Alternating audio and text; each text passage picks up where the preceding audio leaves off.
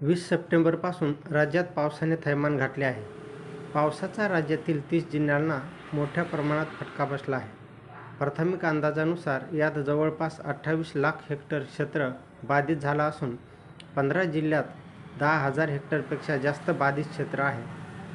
ग्रामीण महाराष्ट्राची अर्थव्यवस्था पूर्णपणे उद्ध्वस्त झाली असल्याने एकरी किमान 30 ते 40 हजाराची मदत घोषित करावी अशी मागणी उद्धव ठाकरे, काँग्रेस पक्ष आणि मनसेचे अध्यक्ष राज ठाकरे यांनी महाराष्ट्र शासनाकडे केली आहे.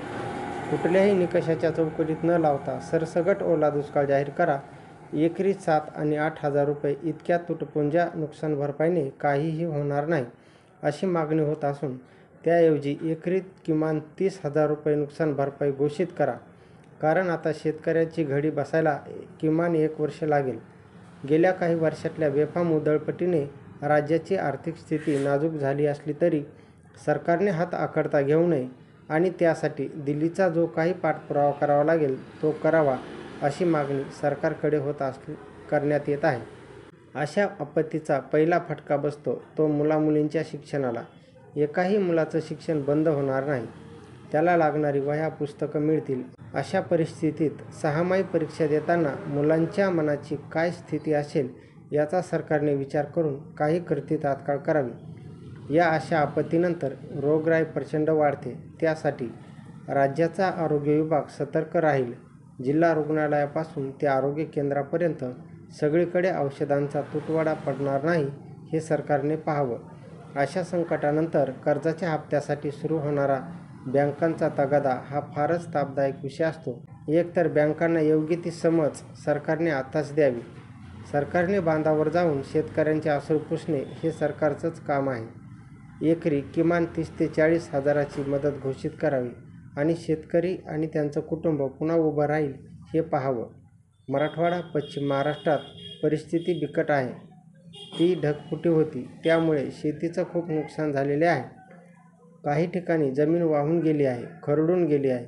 महाराष्ट्रातील अनेक जिल्ह्यांमध्ये झालेल्या मुसळधार पावसामुळे शेतकरी आणि नागरिकांचं मोठ्या प्रमाणावर नुकसान झालं आहे. काही ठिकाणी या पूर परिस्थितीमुळं नागरिकांची जीवितहानी झाली आहे. त्याचबरोबर अनेक घरे, गृहउपयोगी वस्तू आणि पशुधनाचंही मोठं नुकसान झालं आहे.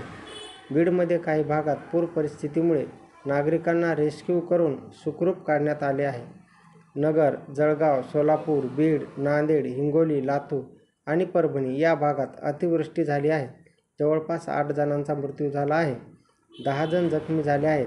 NDRF आणि SDRFच्या 17 तुकड्या या भागात काम करत आहेत.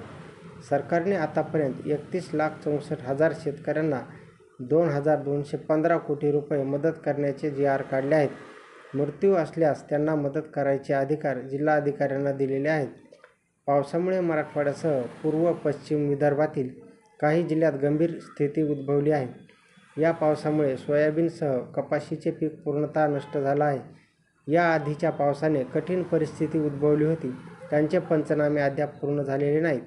त्यात 2 दिवसात झालेल्या पावसामुळे विदर्भ, मराठवाड्यातील जिल्ह्यात पिकांचे मोठे नुकसान झाले आहे.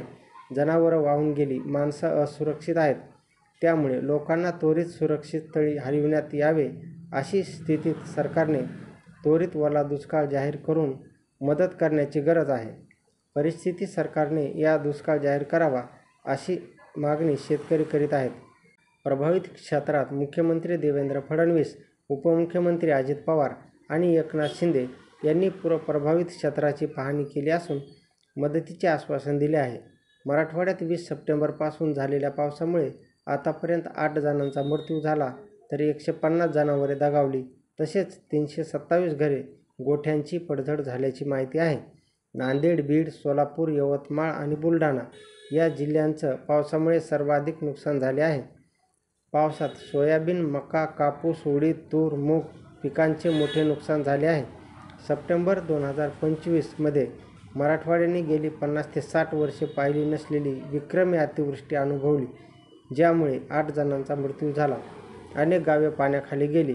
घरांचे आणि रस्त्यांचे मोठे नुकसान झाले आणि शेकडो एकर शेती पाण्याखाली जाऊन शेतकऱ्यांचे प्रचंड नुकसान झाले आहे. या नैसर्गिक आपत्तीमुळे जनजीवन विस्कळीत झाले असून सरकारकडून बचाव कार्य आणि मदतीचे प्रयत्न सुरू आहेत.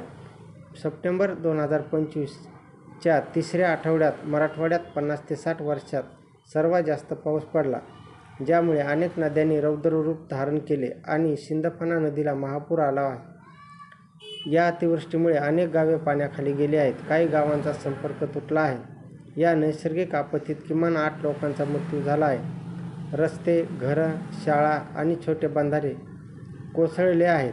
शेतीचे अतोनात नुकसान झाले असून शेकडो एकर शेतजमीन पाण्याखाली गेली आहे.